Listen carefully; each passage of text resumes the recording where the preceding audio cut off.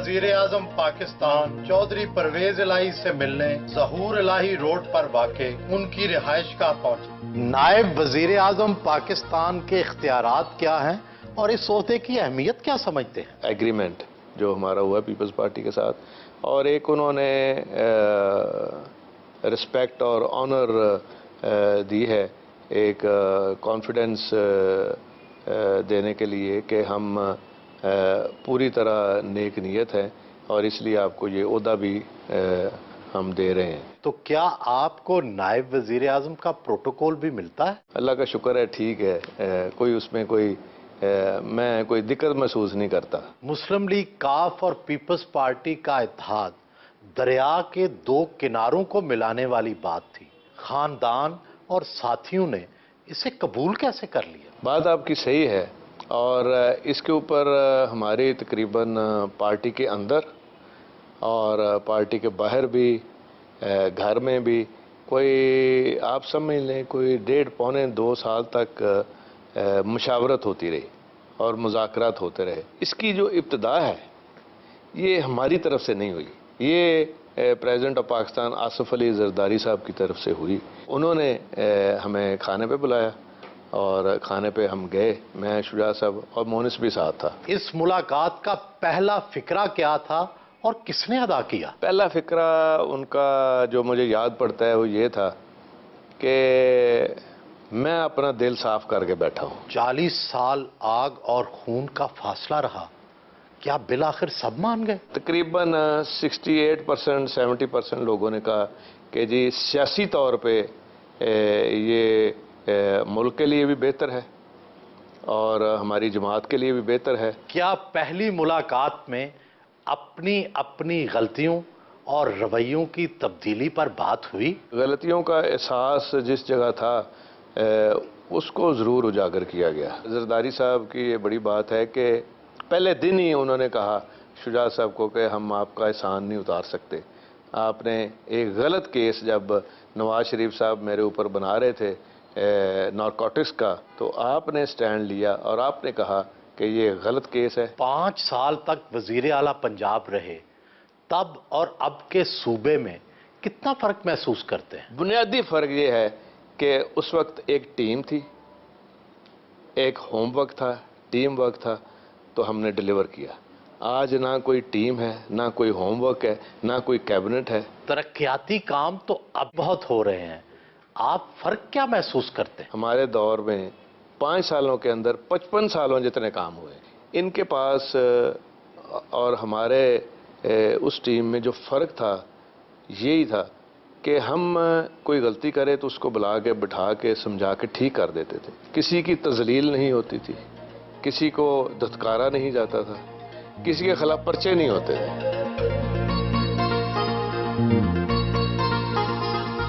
Party सदर और अपने कजन चौधरी शुजात हुसैन से मुलाकात।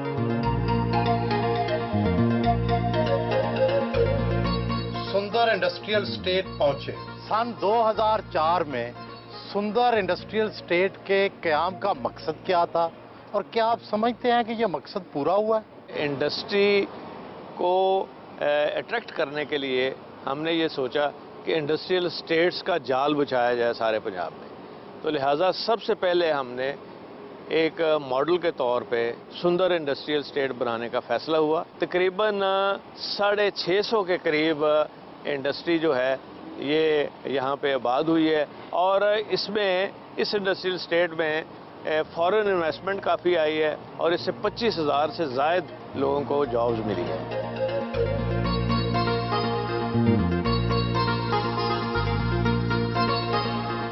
मल्टीनेशनल फैक्ट्री का दौरा किया।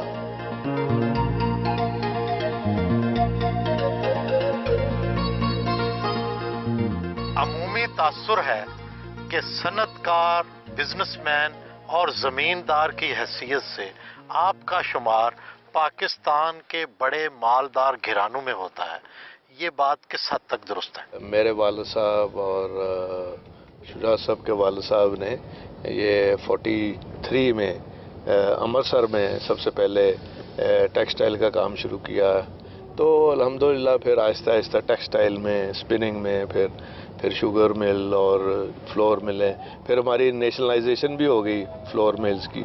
سنا تو یہ ہے کہ آپ نے اپنی فیکٹریاں بیچ دی ہیں، اس کی وجہ کیا تھی؟ جو شوگر ملوں کے حوالے سے شارٹیج ہوئی اور سٹاکس جو تھے وہ ریلیز نہیں کرتے تھے ملوں والے، اور سب سے پہلے ہم نے ریلیز کیے تو ہمیں ہر مل میں کوئی 20 کروڑ کے قریب لاس بھی ہوا۔ تو پھر ہم نے فیصلہ کیا کہ سیاست میں بہتر یہ ہے کہ بیچ کے تو کوئی اور کام کیا جائے۔ افواہ تو یہ سنی تھی کہ آپ نے اپنی ملیں بیچ کر اور بزنس وائنڈ اپ کر کے اسپین یا کسی دوسرے ملک میں سرمایہ کاری کر لی ہے۔ کوئی ایسی صورت حال ہی نہیں ہے، ہم نے جو بھی کام کیا ہے پاکستان کے اندر ہی کیا ہے، کیونکہ ہماری سیاست، ہمارے بزرگوں کی سیاست اور ہمارا خاندان جو ہے وہ سارے کا سارا یہی ہے، اور ہم نے پاکستان میں ہی رہنا ہے۔ ملیں بیچ کر پھر کہاں سرمایہ کاری کی؟ جو شجاع صاحب کے بچے ہیں وہ فارماسیوٹیکل کر رہے ہیں، اور جو مونس اور راسخ ہیں وہ ڈیری کا کام انہوں نے شروع کیا ہے۔ کتنے کروڑ کی سرمایہ کاری کی؟ 35-40 کروڑ کے قریب ہے یہ ڈیری کا کام جو ہے، اور وہ جو فارماسیوٹیکل کا ہے وہ بھی تقریباً اتنے ہی انہوں نے پیسے لگائے ہیں۔ پنجاب اسمبلی کی زیر تعمیر ریپلیکا بلڈنگ کا معائنہ کیا۔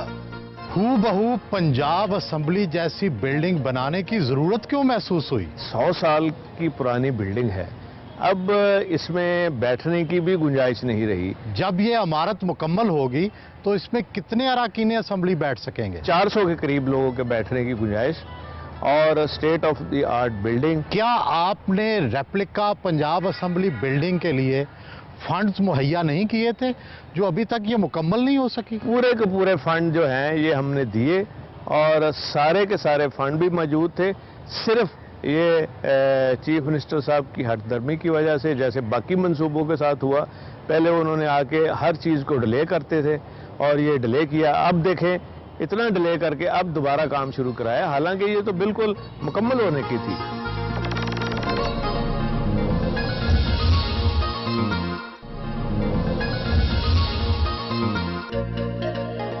Child protection and welfare bureau Lahore کا دورہ کیا۔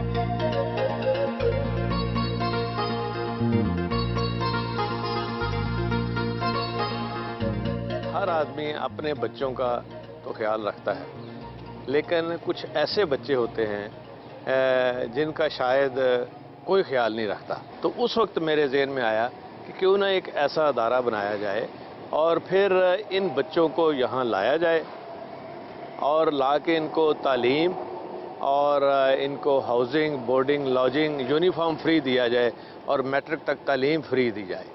تو اس لیے یہ ادارہ بنایا گیا۔ پھر ہم نے چائلڈ پروٹیکشن ایکٹ بنایا اسمبلی کے اندر، اور اس کے بعد پھر ہم نے بچوں کو ان مزاروں سے اٹھانا شروع کیا جو بھیک مانگ رہے تھے۔ آج یہاں پہ کوئی 400 کے قریب ہیں بچے، اور اسی طرح گجرانوالے میں ہم نے بلڈنگ بنائی، وہاں کام کیا، پھر راولپنڈی میں بلڈنگ لی، وہاں کام کیا، ملتان میں بلڈنگ لی، وہاں کام کیا، فیصل آباد میں کام کیا۔ بیورو کی جو موجودہ کارکردگی ہے، کیا آپ اس سے مطمئن ہیں؟ انفارچونیٹلی جس طرح باقی اداروں کا حال کیا ہے پنجاب حکومت نے، اسی طرح سب کا حال ہے۔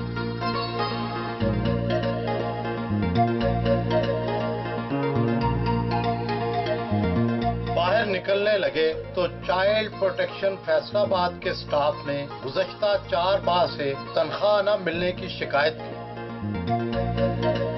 ٹیکس دینا ہر شہری کا فرض ہے، آپ سالانہ یا ماہانہ کتنا ٹیکس دیتے ہیں؟ میرا جو ذاتی انکم ٹیکس ہے وہ 12.5 لاکھ ہے سال کا، اور اسی طرح جو بچوں کا ہے فیکٹریوں اور یہ ملا کے تو کوئی سال کا 50 لاکھ سے زیادہ بنتا ہے انکم ٹیکس۔ آپ کے خاندان کی ڈیرے داری بھی کافی مشہور ہے، لاہور، اسلام آباد اور گجرات میں ڈیرے چلتے ہیں، ان پر کتنا خرچ آتا ہے اور کون خرچ کرتا ہے؟ دیکھیں جی، یہ تو شروع سے ہی ہمارے بزرگوں سے ہی ڈیرے داری کا جو سسٹم ہے وہ چلا آ رہا ہے، اور اس میں سارے خاندان کے لوگ ہی، خاندان میں ماشاءاللہ اگر آپ دیکھیں تو 100 سے زیادہ ہی اب ہیں سارے ہمارے لوگ، جتنے بھی خاندان کے لوگ ہیں تو سارے مل کے ہی کرتے ہیں۔ پہلے تو آپ کے خاندان کے لوگوں کا بزنس بھی اکٹھا تھا، جو شجاع صاحب کے بچے اور آپ کے بچے سنا ہے الگ ہو گئے ہیں۔ میرا شجاع صاحب کا تو کوئی چیز الگ ہے ہی نہیں، نہ ہوئی ہے نہ ہو سکتی ہے، تو بچوں کا جو ہے یہ فیصلہ شجاعت صاحب نے اور میں نے بھی اسی لیے کیا کہ بچوں کی اب سٹیج آ گئی ہے، ان کی شادیاں ہو گئی ہیں، بچے ہیں، تو ان کو علیحدہ علیحدہ ان کا بزنس جو ہے یہ ہونا چاہیے، اور انہوں نے علیحدہ علیحدہ ہی شروع کیا۔ چودھری شجاعت حسین اور آپ کے درمیان کبھی اختلاف رائے بھی ہوتا ہے، اور ہوتا ہے تو اس کو کیسے حل کرتے ہیں؟ ایشوز اتنے ہوتے ہیں کہ اختلاف رائے تو ظاہری ہوتا ہی ہے، حتمی فیصلہ تو پھر شجاعت صاحب کا ہی ہوتا ہے۔ قرآن کمپلیکس اور سیرت اکیڈمی اپر مال لاہور پہنچے۔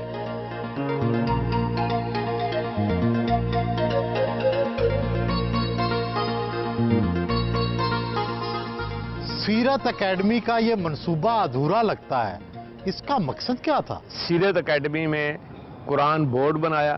قرآن بورڈ بنانے کا مقصد یہ تھا کہ لوگ جو ہیں جگہ جگہ یا نہر میں جو شہید ہونے والے اوراق ہیں قرآن شریف کے وہ چھوڑ جاتے تھے، تو کوئی پراپر سسٹم نہیں تھا۔ پھر ہم نے تمام مکاتب فکر کے علماء کو اس بورڈ کا ممبر بنایا، ان سے فتویٰ لیا، اور ری سائیکلنگ کے لیے 3 فیکٹریز کو شامل کیا گیا، اور ہم نے 15,000 ٹن جو کاغذ اکٹھا کیا، تو نیا کاغذ بنوا کے پھر اس کے اوپر شاید جو ہے قرآن مجید کی ہوئی۔ آپ نے سیرت اکیڈمی بنا کر سیاست کی یا اسے روک کر سیاست کی گئی؟ دیکھیں، اس میں سیاست کا پہلو میں نے نہیں رکھا، اور نہ ہی اگلے الیکشن کا پہلو رکھا۔ یہ تو ایک روشنی کا مینار ہو سکتا تھا آئندہ آنے والے حکمرانوں کے لیے، لیکن آج مجھے دکھ ہوا ہے دیکھ کے کہ یہاں تو کچھ نہیں کیا کسی نے۔ مار روڈ پر واقع اسٹیٹ گیسٹ ہاؤس پہنچے۔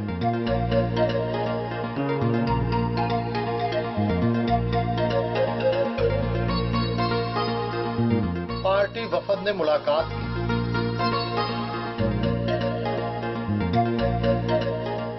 اپنی وزارت کے حوالے سے اجلاس کی صدارت کی۔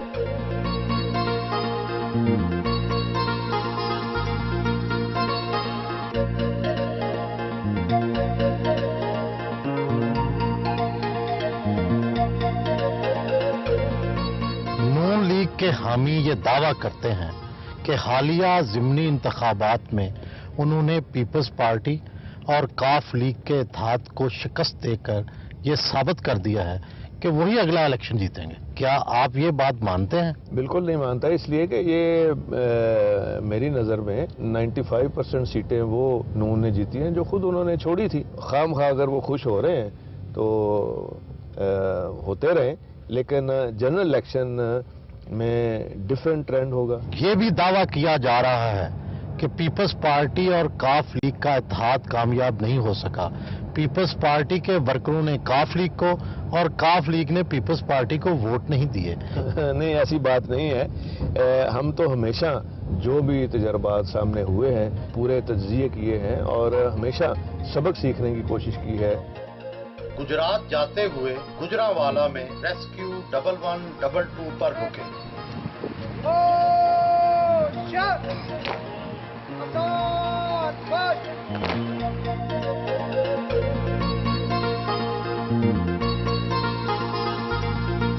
بلدیاتی اداروں کی فائر بریگیڈ سروس اور ہسپتالوں کی ایمبولنس سروس موجود تھی، پھر 1122 کی ضرورت کیا تھی؟ میرے ذہن میں یہ تھا کہ ایک عام آدمی، غریب آدمی کو جب ضرورت پڑے تو اگر ایمبولنس آئے اور ہاسپٹل جس جگہ پہ جائے تو وہاں پہ دوائی بھی فری ہو، ڈاکٹر بھی موجود ہو۔ تقریباً اب تک 11 لاکھ سے زائد لوگوں کو فائدہ پہنچ چکا ہے۔ 1122 کی سروس چھوٹی جگہوں پر، شہروں پر، دیہات تک نہیں پہنچی۔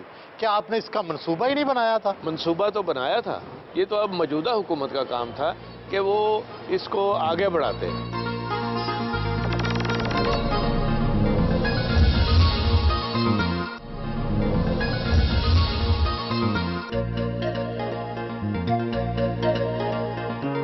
وزیر آباد میں زیر تعمیر کارڈیالوجی سینٹر پہنچے۔ 2 ارب کی خطیر رقم سے کارڈیالوجی انسٹیٹیوٹ کے لیے اتنی خوبصورت بلڈنگ، اور یہاں جھاڑ جھنکار ہے، یہ ہوا کیا ہے؟ یہ ہم 5 साल से कह रहे हैं इस पंजाब की हुकूमत को कि खुदा का खौफ करें, लोगों की बद दुआएं ना लें। ये एक सेंटर प्लेस, यहाँ से डुअल कैरेज वे मैंने बनाया सियालकोट से, आधे घंटे में मरीज़ यहाँ पहुँच जाते हैं।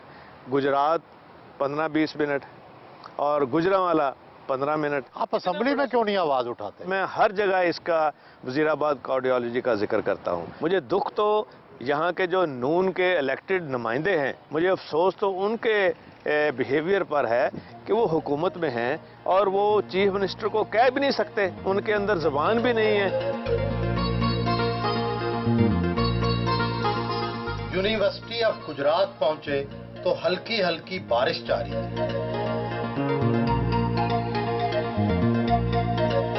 फाइन आर्ट्स के तलबा की तरफ से लगाई गई नुमाइश देखी।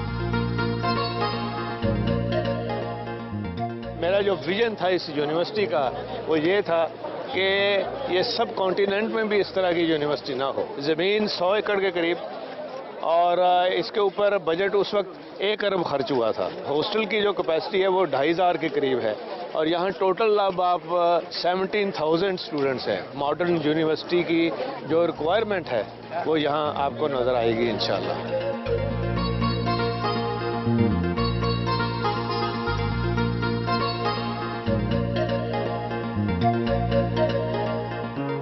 थैलेसीमिया का शिकार बच्चों के हवाले से कायम सुंदस फाउंडेशन गुजरात का दौरा किया।